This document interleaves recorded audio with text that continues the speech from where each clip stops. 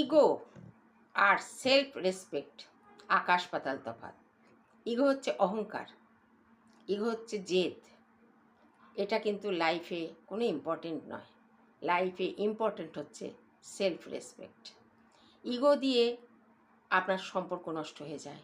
ধরুন আপনি কারোর সঙ্গে খারাপ ব্যবহার করছেন, অথচ আপনি মনে মনে ভাবছেন যে সে এসে আপনার কাছে ক্ষমা চাইবে। এইটাই হচ্ছে আপনার ইগো। তাতে আপনার সম্পর্কটাও নষ্ট হয়ে গেল।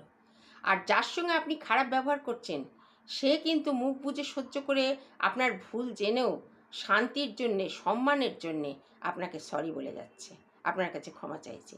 দীর্ঘদিন করার পর যখন দেখলো আপনার ব্যবহার ক্রমশ খারাপই হতে চলেছে, তখন কিন্তু সে নিজেকে আস্তে আস্তে সরিয়ে নিচ্ছে, আর কোনো অশান্তির মধ্যেও যাচ্ছে না। এটাই হচ্ছে সেলফ রেসপেক্ট। নিজেকে সম্মান করতে হয়, জানতে হয়, তাহলেই অন্যকে সম্মান করা যায়। আর আত্মসম্মান হচ্ছে সবচেয়ে বড় জিনিস, আর এটা লাইফের অনেক বড় ইম্পর্টেন্ট। এটা সবসময় প্রত্যেকেরই মনে রাখা উচিত।